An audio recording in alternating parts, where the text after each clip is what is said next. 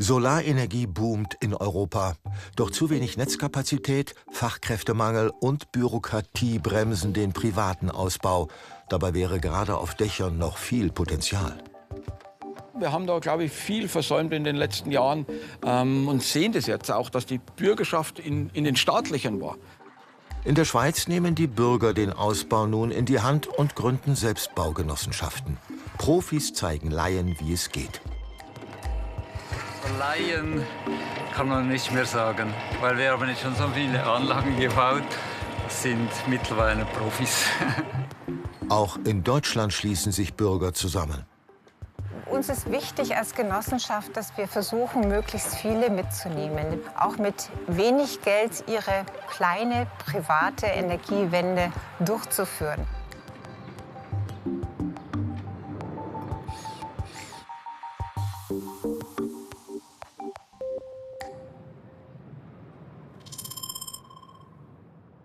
Mitten in Basel möchte Tumas Klalüna im Eigenbau eine Photovoltaikanlage auf das alte Ziegeldach setzen. Unter seinen Helfern ein Sänger, ein Archäologe und ein Polizist. Solaringenieur Pascal Tribolet ist der einzige Profi. Er hat den Bauplan gemacht. Und die entscheidende Frage für mich ist, wie komme ich jetzt da oben an? Hast du so rutschige Schuhe? Nein, das nicht. Aber Weil es geht schon. Ich will dich jetzt hier nicht blamieren. Tumas Klalüna ist Musiker und Theaterregisseur. Er steht heute zum ersten Mal auf dem Dach. Das Fortbewegen ist noch etwas ungewohnt. Doch er möchte beweisen, dass auch bei einem historischen Stadthaus die Energiewende möglich ist. so ein bisschen die Pionierrolle einnehmen oder auch mal zeigen, dass es geht, dass man was tun kann. Um Photovoltaik für alle erschwinglich zu machen, hatten Schweizer Ingenieure die Idee, Selbstbaugenossenschaften zu gründen. Im Land der Eidgenossen haben Bündnisse zur Selbsthilfe eine lange Tradition. Projektleiter Pascal Tribolet holt die Genehmigungen ein, er plant und überwacht den Bau. Dafür wird er bezahlt. Die Genossenschaftler investieren ihre Arbeitszeit und helfen sich gegenseitig. Das senkt die Handwerkskosten. Auch in der Schweiz wird die Einspeisung ins Netz mittlerweile vergütet. Doch die Förderungen sind gedeckelt. Nicht jeder kommt zum Zug. Umso wichtiger, die Kosten klein zu halten. Ja, das sind jetzt aber wirklich die letzten. Tumas Klalüna lebt zur Miete im denkmalgeschützten Arbeiterhaus. Die Plakate an den Fenstern zeigen, dass seine Bewohner sich für die Basler Klimaschutzinitiative engagieren. Photovoltaikanlagen auf Mietshäusern könnten viel Ökostrom liefern. Im Selbstbau sind sie rund 1/3 günstiger. Damit haben sie auch den Hauseigentümer, der die Anlage bezahlt, überzeugen können. Und da wir Mieter sind, haben wir keinen Einfluss unbedingt auf das Haus. Deswegen haben wir den Vermieter gefragt, ob er nicht eine Photovoltaikanlage aufs Dach stellen will. Und der Vermieter hat sofort Ja gesagt und mit der Bedingung, dass wir sie bauen. Und deswegen stehen wir jetzt hier oben und versuchen, eine Solaranlage aufs Dach zu bauen. Basel gilt als solare Vorbildstadt, obwohl hier, wie auch in Deutschland, Solaranlagen auf Stadthäusern immer noch selten sind. Dennoch wurden wegweisende Projekte umgesetzt. Im Stadtteil Rien etwa wurden bei einer Dachsanierung in einem ganzen Wohnviertel die Ziegel durch eine integrierte Photovoltaikanlage ersetzt und überflüssig gewordene Schornsteine entfernt. Am Hauptbahnhof der sogenannte Großpeter Tower. Seine Fassade besteht aus Solarzellen. Das Hochhaus produziert damit den Großteil seiner benötigten Energie selbst.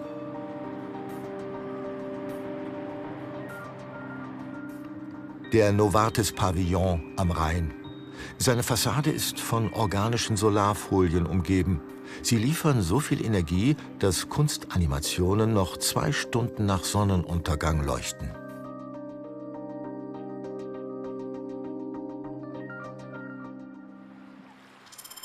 Im oberbayerischen Herrsching hat die Energiegenossenschaft 5-Seenland ihren Sitz. Auch hier möchten Bürger die dezentrale Energiewende vorantreiben. Barbara von der Ropp ist im Vorstand der Genossenschaft. Im Unterschied zu den Selbstbaugenossenschaften in der Schweiz legen die Mitglieder in der Regel nicht selbst Hand an. Doch auch bei ihnen geht es weniger um Wachstum und Profit als um die Teilhabe der Menschen vor Ort. Heute soll ein Balkonkraftwerk installiert werden. Als Bürgerenergiegenossenschaft ist es ein Teil unseres Selbstverständnisses, dass wir versuchen, gerade auch mit Minikraftwerken oder Balkonkraftwerken, wie sie genannt werden, hier die Energiewende in fast jede Wohnung zu bringen. Und wir freuen uns, dass dieser Zuspruch gegeben ist. Ich nenne es immer so ein bisschen als Einstiegsdroge, weil kleine Investition, großer Nutzen und man kann sich diesem doch sehr komplexen PV-Thema ganz hervorragend nähern.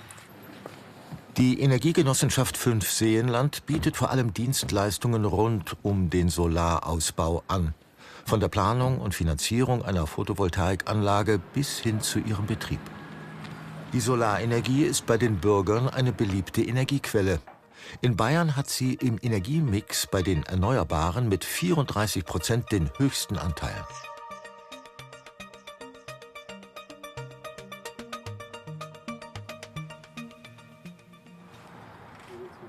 Das Haus der Schwiegermutter von Barbara von der Ropp soll fit fürs Solarzeitalter gemacht werden. Hallo Luzi, ich finde das toll. Sehr schön. So, jetzt gibt es ein Balkonkraftwerk. Freut mich. Ordentlich in die erneuerbare Energie einsteigen. Ich würde dir gerne vorstellen, das ist Christian. Von dem Montageteam Energiegenossenschaft. Und das ist der Hermann. Hallo, grüße Sie. Genau. So, Wir sind die Monteure. Balkonkraftwerke liefern nur Strom für den Eigenverbrauch. Den Ökostrom ins Netz einspeisen und dafür Geld kassieren, wie bei Anlagen auf dem Dach, ist gesetzlich nicht erlaubt. Einzelne Gemeinden bezuschussen Kauf und Installation.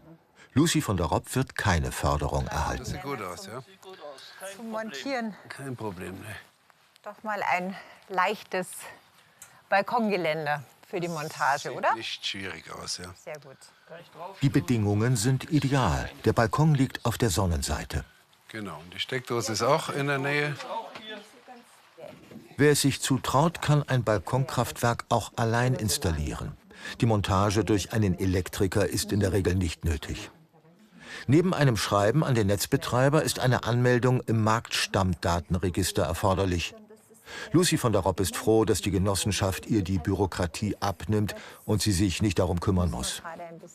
Kann sich das schwarze Modul überhitzen? Dieses Glas sind schwarze Fläche. Schwarze Flächen werden in der Sonne heiß.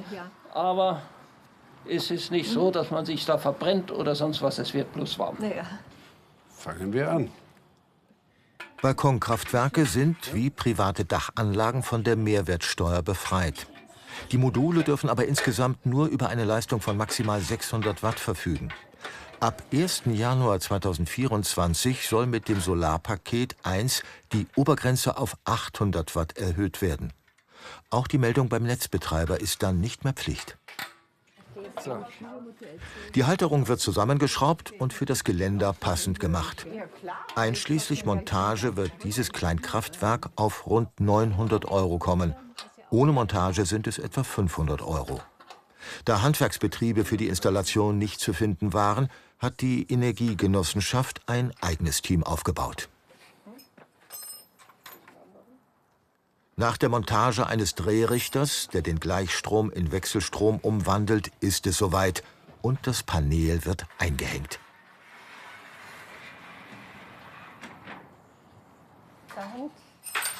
Und? Sieht doch super aus, oder? Schön. So, Anlage ist fertig. Bitte einstecken. Es dämmert bereits. Ob die Solaranlage da noch Strom erzeugt? Gespanntes Warten auf das Signal. Das dauert jetzt in der Regel 1 bis 2 Minuten. Ja, aber es ist schon dunkel. Also ich glaube, das kann ich mir nicht vorstellen, dass da noch Sonnenstrahlen durchkommen. Ja. Doch, tatsächlich. Jetzt wird er grün. Wird doch grün. Ah, ja. Er hat's also schon noch geschafft. Bei dem Licht Macht er noch Strom? macht er Strom. Oh, das ist Es so wird toll. nicht viel sein, aber Naja, ganz egal. Also, aber es läuft dann. Ja. Die gewonnene Energie wird sofort für den Kühlschrank oder die Waschmaschine genutzt.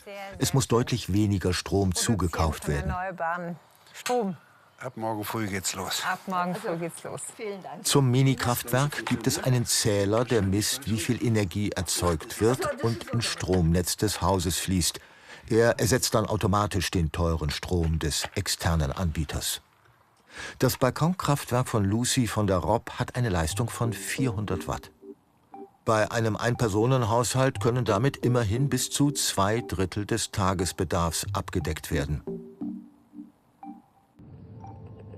Doch die Sonne scheint nicht immer gleichmäßig. Für viele Kritiker der Haken an den Erneuerbaren.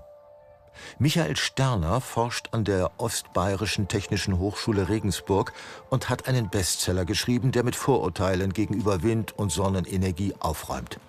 Auch bei diffusem Licht, wenn wir so ein Licht haben wie gerade, macht die Solarstromanlage tatsächlich Strom. Das denkt man nicht, aber sie macht einiges. Und wir hatten das mal im Bayerischen Wirtschaftsministerium, wo einer sagte, jetzt am Nachmittag, im Dezember ist ja kein Solarstrom da.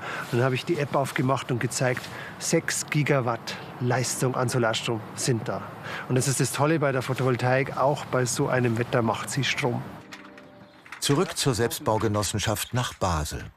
In Deutschland wäre ihr Vorhaben so nicht möglich gewesen, da Solaranlagen auf denkmalgeschützten Gebäuden nicht sichtbar sein sollen, weder vom Boden noch aus der Luft. In der Schweiz genügt es, wenn sie von der Straße aus nicht zu sehen sind. Was bedeutet das für die Planung?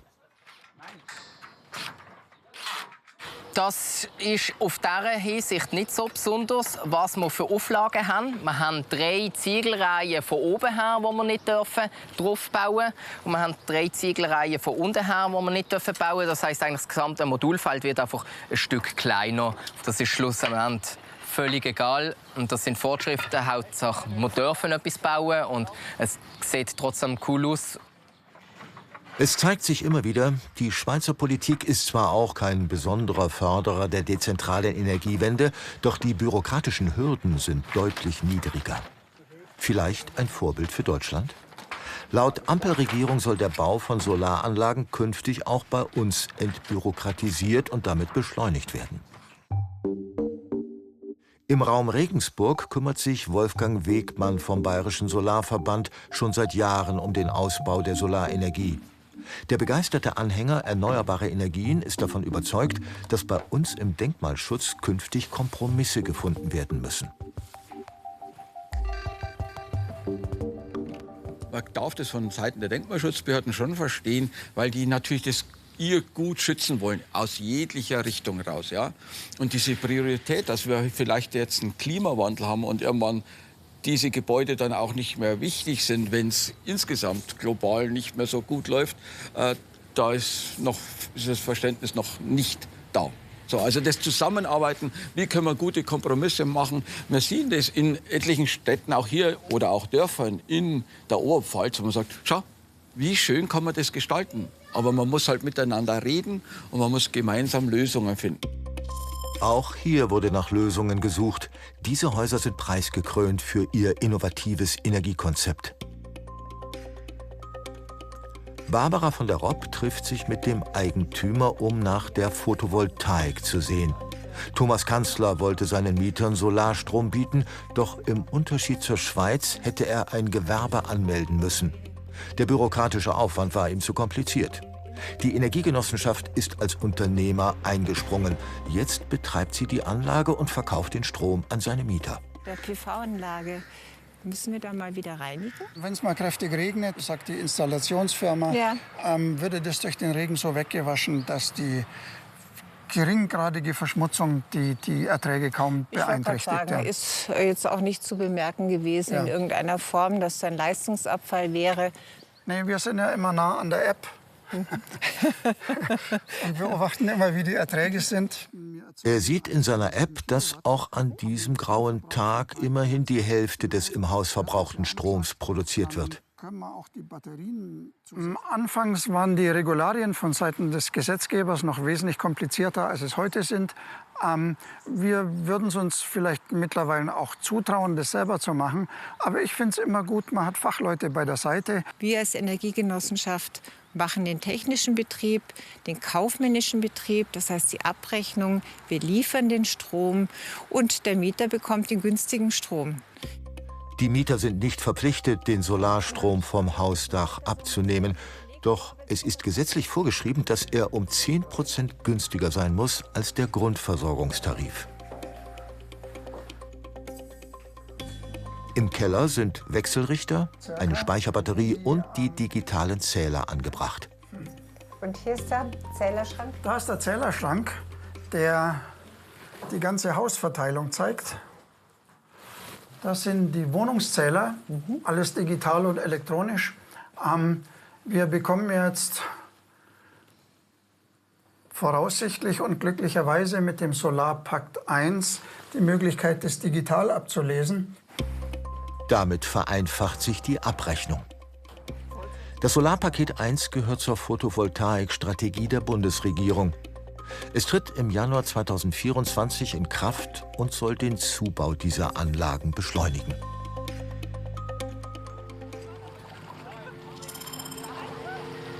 Zurück in die Schweiz. Mit welcher Begeisterung Bürger die Energiewende von unten mitgestalten, zeigt sich auch am Zürichsee. In der Gemeinde Meilen hat sich eine ganze Nachbarschaft für den Selbstbau entschieden. 8 Doppelhäuser haben schon Module auf dem Dach. An den letzten wird noch gearbeitet. Die Goldküste, wie das rechte Seeufer auch genannt wird, ist die Sonnenseite des Sees. Hier haben die Eigentümer in den letzten beiden Monaten an jedem Wochenende Solaranlagen installiert. Freddy Wiemann ist der Fachmann, der den Amateuren zeigt, wie es geht. Am Boden werden gerade die Profile vorbereitet, an denen einmal die Module befestigt werden. Laien kann man nicht mehr sagen, weil wir haben jetzt schon so viele Anlagen gebaut, das sind mittlerweile Profis. Ja, sehr gut, also mir gefällt.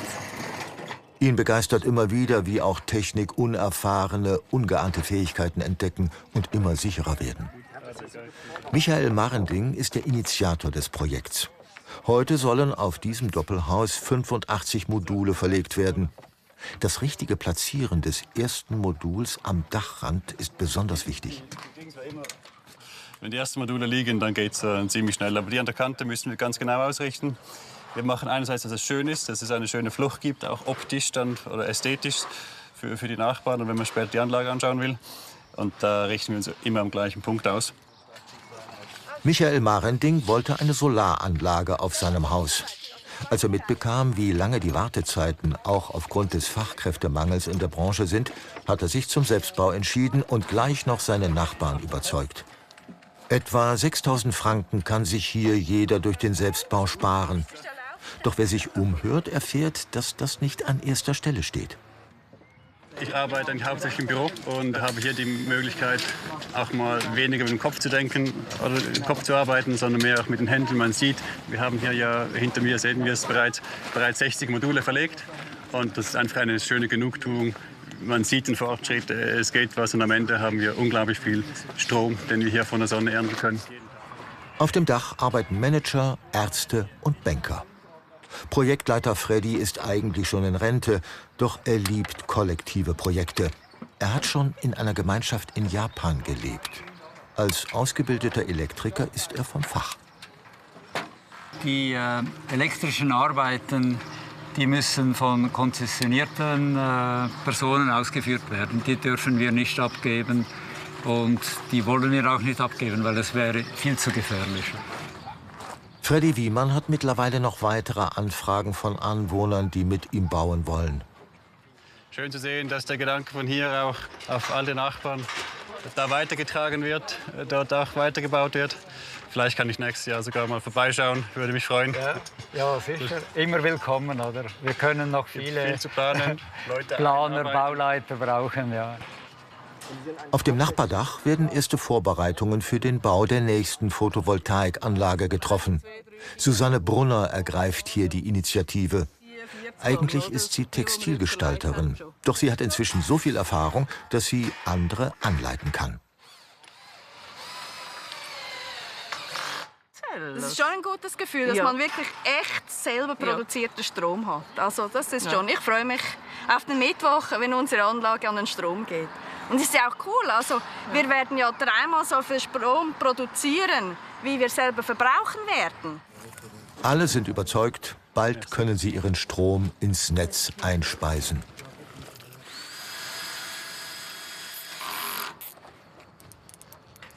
So, das letzte Modul.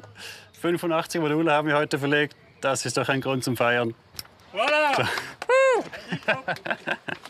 Doch einen Haken wird es noch geben, wie sich später herausstellen wird.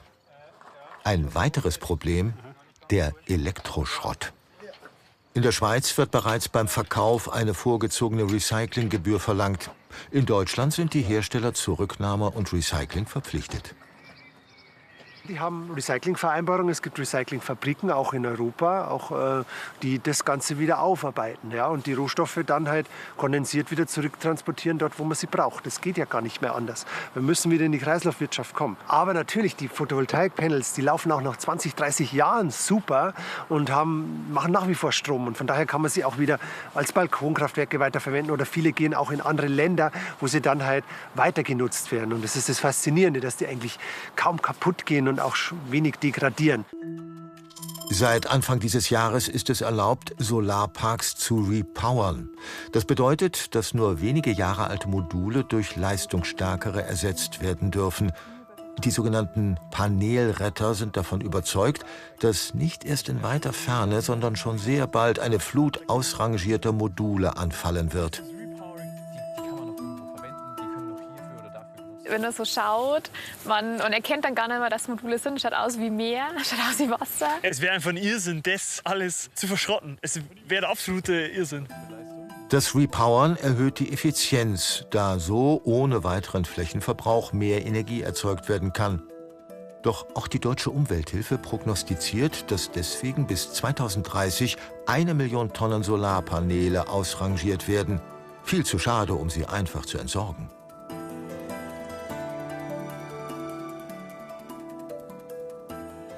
Und wir retten sie eben davor und retten sozusagen deren Leben und sorgen dafür, dass sie halt noch ein zweites Leben in einem Balkonkraftwerk oder bei Menschen zu Hause bekommen, um da Strom zu produzieren. Aber lass runtergehen, oder? Ja. Tilman Durth und Christoph Kirschner studieren Elektrotechnik. Parallel dazu haben sie ein Start-up gegründet. Firmensitz ist die Garage im Hof von Christophs Eltern.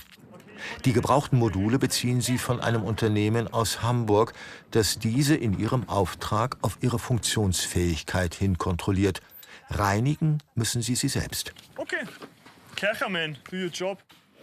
Module, die im Zuge des Repowering ausgetauscht werden, sind in der Regel nicht älter als 7 oder 8 Jahre.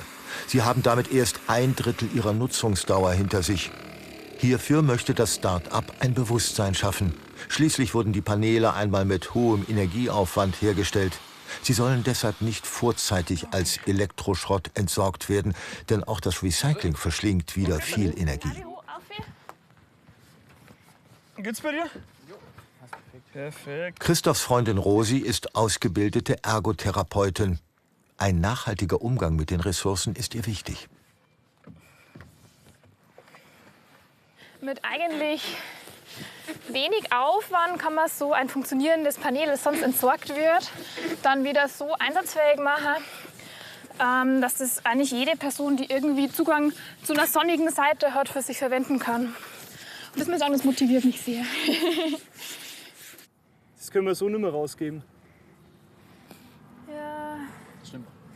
Und hier sieht man eben, dass die Isolation beschädigt ist. Und das ist natürlich für den Endkonsumenten nicht gut oder gefährlich. Deswegen kommt so ein Modul definitiv nicht mehr raus bei uns, weil es einfach nicht so sicher ist, dass man das jetzt rausgeben könnte. Die wiederhergerichteten und vom TÜV zertifizierten Paneele können in ihrem zweiten Leben als Minikraftwerke an Balkonen, auf Garagendächern oder im Garten weiter Solarstrom liefern. Die beiden Elektroingenieure sind mit der Technik bestens vertraut. Dank ihrer Expertise können sie ihren Kunden hochwertige, aber dennoch preiswerte Module liefern und umfassend beraten. Zum Beispiel, wenn diese beim Einbau am Fachchinesisch scheitern. Und hoch. Drehen. Prüfen.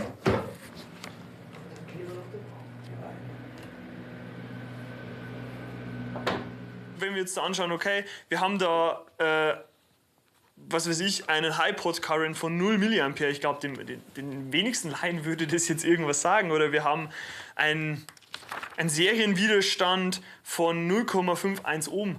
Ja, das sind tolle Werte, aber als Laie kann man damit eigentlich nichts anfangen. Würde ich jetzt mal so behaupten. Das Problem des Recyclings von Photovoltaikanlagen ist ein Hauptpunkt ihrer Kritiker, für den die drei eine einfache und effektive Lösung im Sinne der Kreislaufwirtschaft gefunden haben.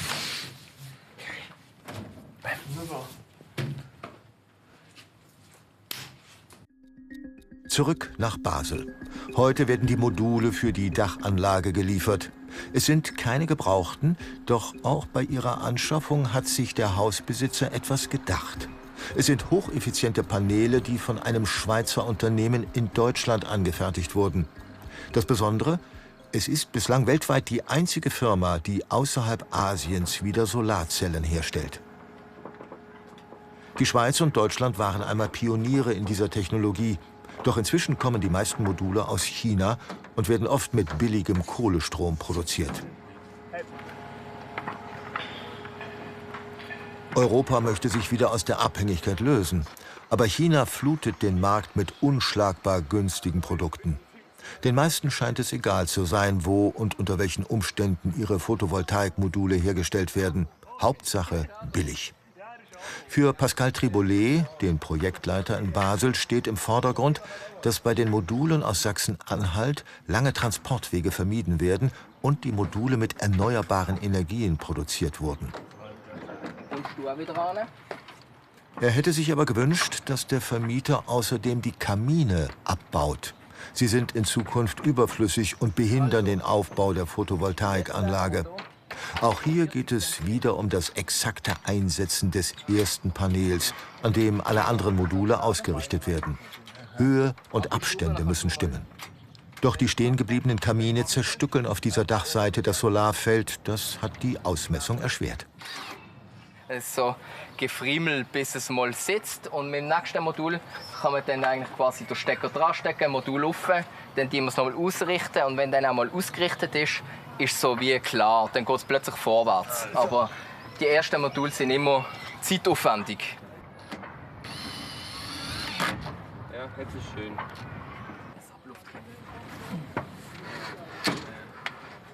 Das geht nicht. Weg. Ja, schade. Diesmal ging schief. Sie müssen von vorne beginnen. Für die Module in der zweiten Reihe ist der Platz zu knapp. Die ganze erste Reihe muss höher geschoben werden. Wer den Eigenbau wagt, muss frustrationstolerant sein.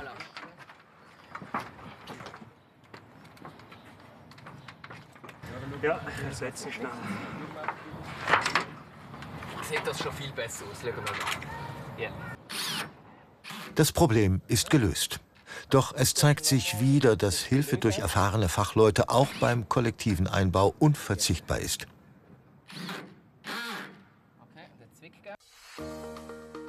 In Meilen am Zürichsee soll heute die Solaranlage einiger Häuser erstmals in Betrieb genommen werden. Projektleiter Freddy Wiemann ist im Viertel unterwegs. Hallo zusammen. Hallo, Freddy. Und? Seid ihr bereit? Ja, genau. Immer, ja.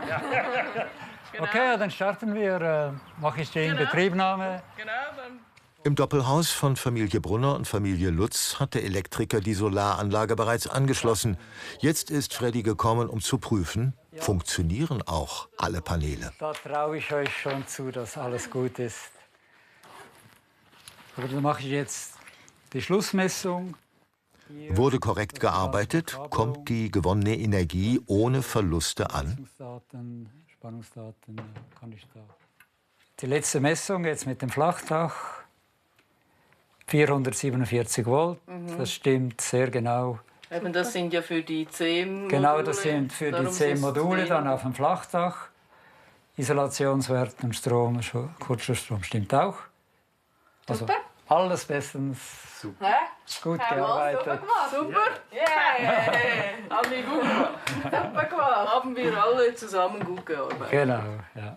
Super Arbeit. Ja. Jetzt läuft schon mal die Stromversorgung für das eigene Haus. Dann machen wir uns doch das erste Mal ein Tee mit Solarstrom. So. Mal schauen, ob der besser schmeckt. Was Sie bereits gemerkt haben, Sie achten jetzt viel bewusster auf die Sonne. Das ist schon mit Solarstrom erhitzt worden. Genau. Richtig.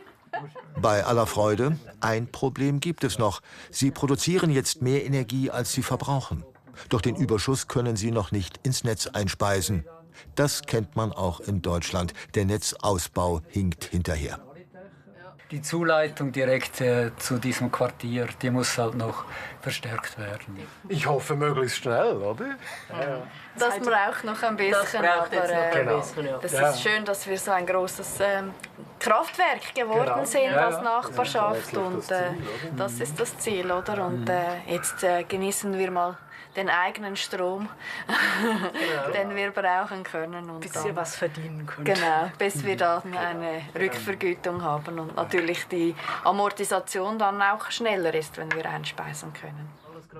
Jetzt hoffen Sie, dass der Netzbetreiber zum Winter hin eine passende Leitung legt.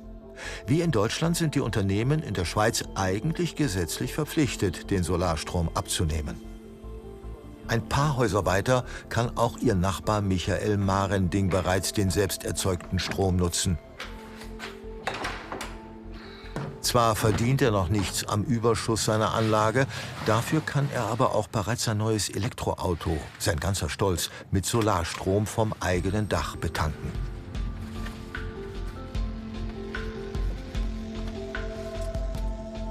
Ich finde es ein fantastisches Gefühl. Haben wir alle Sonnenstrom geerntet vom Dach und ich kann damit zur Arbeit fahren, ich kann Freunde und Familie besuchen. Das habe ich mir immer so lange gewünscht. Im Grunde sind Elektroautos große Akkus auf 4 Rädern.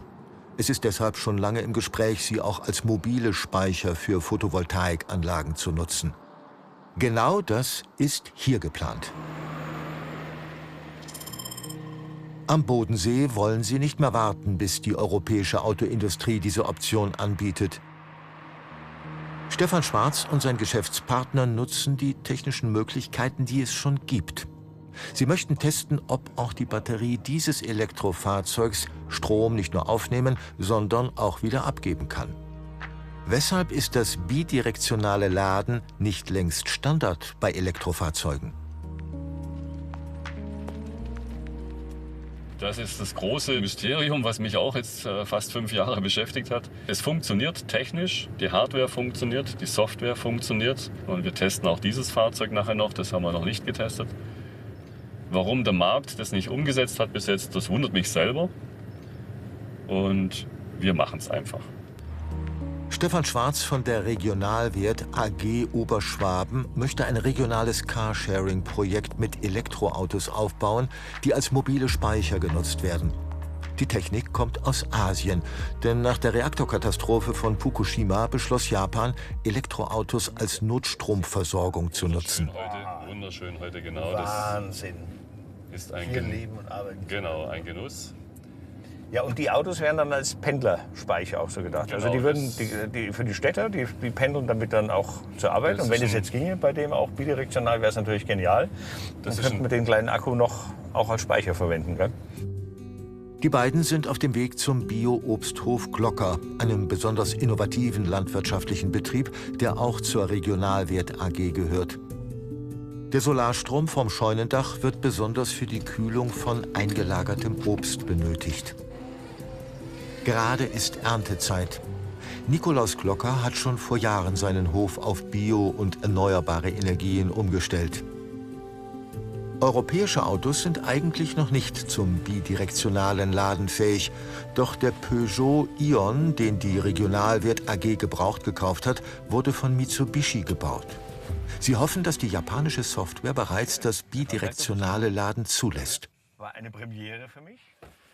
Hallo. Hallo, servus. Ich bin Alexander. Der Geschäftspartner von Stefan Schwarz, Alexander Jochum, handelt mit Ladestationen. Im Schuppen hat Nikolaus Glocker bereits eine bidirektionale Wallbox hängen, die ihm Alexander Jochum zum Testen zur Verfügung gestellt hat. Genau, wir haben jetzt die Tests mit dem anderen Fahrzeug fertig gemacht am Montag, auch die Programmierung. Und jetzt haben wir das nächste Fahrzeug da, mit dem haben wir es noch nicht getestet. Und da sind wir jetzt sehr gespannt, ob die Software schon aktiv ist und wir das Gleiche machen können mit dem zweiten Fahrzeug. Wir probieren es jetzt aus. Ich habe keine Ahnung. Ich kenne das Modell nicht. Es war meine erste Fahrt in dem Modell. War auch interessant. Ich kenne den Ursprungstypen. Jetzt probieren wir es einfach aus. Ich schalte gerade aus. Aha. So, jetzt könnte man den Stecker ziehen. Hol den Stecker. So, dann schauen wir mal. Dann schauen wir mal. Und wir entladen jetzt gerade das Auto mit 8,7 kW in unser Haussystem rein. Nein, also geht's. Jawohl, funktioniert. Super. Ist ja gut. Wunderbar. Das ist ja genial. Schöner könnte es nicht sein. Alle haben in den letzten Jahren immer erzählt, es geht nicht. Sondern jetzt haben wir 2 Autos, mit denen es funktioniert. Super. Freut mich riesig, dass wir das hier am Aufbauen können. Das ist alles. Der Strom aus dem Elektroauto darf bislang eigentlich nur in das Hausnetz eingespeist werden. Sie hoffen, dass sich die rechtliche Lage bald ändert und die Energie auch ins öffentliche Netz geladen werden kann. So funktioniert das bidirektionale Laden. Der Strom fließt über die Photovoltaikanlage zur Wallbox und darüber ins Elektroauto und bei Bedarf wieder zurück ins Haus. Noch darf sich das Fahrzeug nicht mit dem Netz eines Stromanbieters verbinden. Das ist Zukunftsmusik. Ja, also auf jeden Fall. Da drin hast du deine Speicher. In der Scheune hat Nikolaus Glocker seine Batterien untergebracht. Am Hof werden viele Elektrofahrzeuge eingesetzt. Er fände es praktischer, wenn er sie in Zukunft als mobile Stromspeicher nutzen könnte, als Ergänzung zu den stationären Batterien. Und ja. Und wie viele Kilowattstunden hast du da insgesamt? Das sind jetzt 77 netto, also nutzbar. Wäre seine Batterie in einem Elektroauto, könnte er damit bis zu 550 Kilometer fahren. Gerade in der Landwirtschaft sind bereits viele große Dächer mit Photovoltaik ausgerüstet. Die Regionalwert AG möchte deshalb auf weiteren Höfen bidirektionale Wallboxen installieren. Bei Nikolaus Glocker werden dafür erste Erfahrungen gesammelt. Ah, das ist schön. Das ist jetzt da Hanna, unsere Bedienoberfläche, die wir haben, wo man halt auf einen Blick sieht, was ist los im gesamten System. Das Auto, wir sehen jetzt ganz genau, er lädt jetzt mit 46% Batteriestand okay. Und nutzbare Kapazität von unserem kleinen Ion von 7 Kilowattstunden. Also wir haben jetzt hier unsere Muster-Teststation aufgebaut, zusammen mit dem Nikolaus und dem Alexander. Und haben jetzt alle Tests durch. Und auch das zweite Auto funktioniert, haben wir jetzt heute festgestellt. Ja, das freut uns sehr. Und wir werden jetzt die Projektplanung weitermachen, wie wir, ich sage jetzt mal, 1000 Stationen und mehr bauen können. Wir müssen uns vielleicht mal an den Gedanken gewöhnen, dass die Elektrofahrzeuge mit ihren Batterien nicht das Problem der Energiewende, sondern die Lösung der Energiewende sein könnten. Sobald wir eine hohe Last haben, also viel Verbrauch, egal ob das Richtung Mittagessen gegen Abend ist oder an Weihnachten, wo jeder sowieso daheim sein Auto eingesteckt hat und sein Weihnachtsbraten macht, dann können diese Last, wo man bezieht aus dem Netz, wo schon nirgends herkommt, dezentral wird verteilt in ganz Deutschland. Noch sind bidirektionale Wallboxen sehr teuer. Erst wenn sie in größerer Stückzahl produziert werden, sinkt der Preis. Jetzt hoffen sie, dass bald auch deutsche Autobauer und die Politik nachziehen. Elektroautos als Energiespeicher sind in ihren Augen für die Energiewende unersetzlich. Deshalb haben sie sich entschieden, auch bei unsicherer Gesetzeslage Pionierarbeit zu leisten. Für sie ist es eine Technologie, die kommen muss.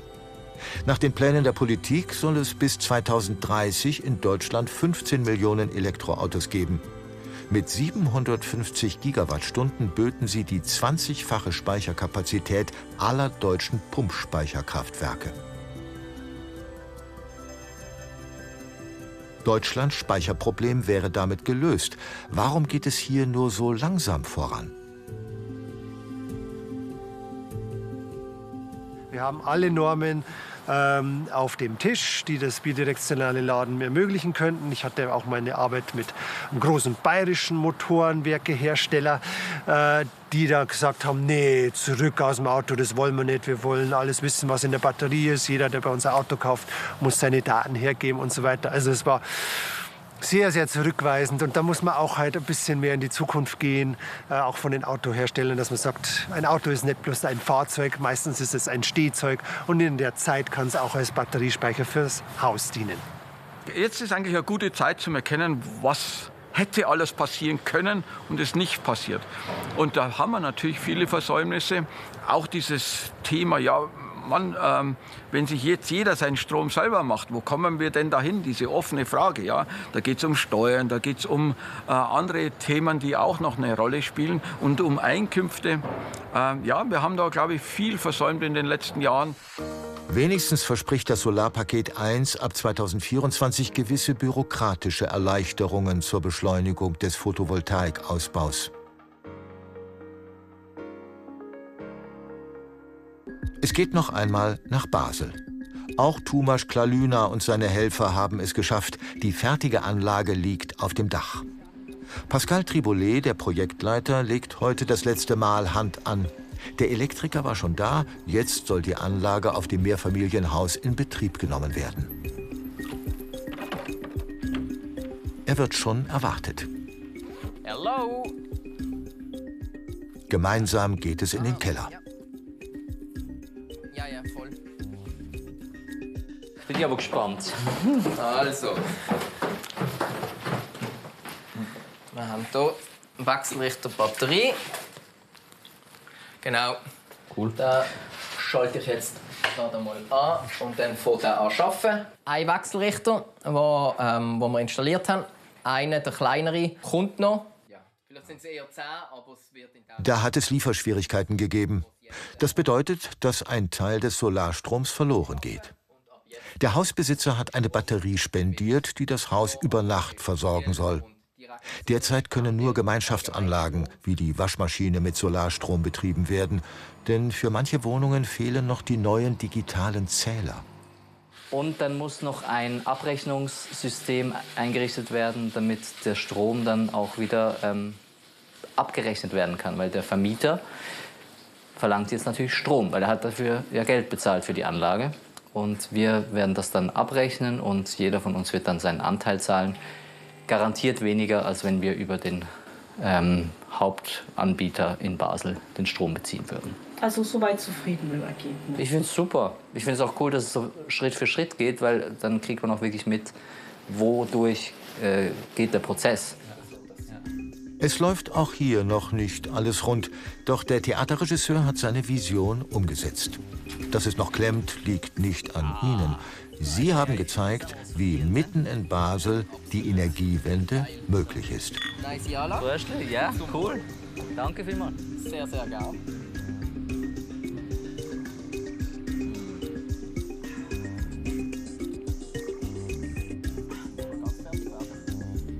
Jo, aber meinst du, es ist geil, dass es nochmal so richtig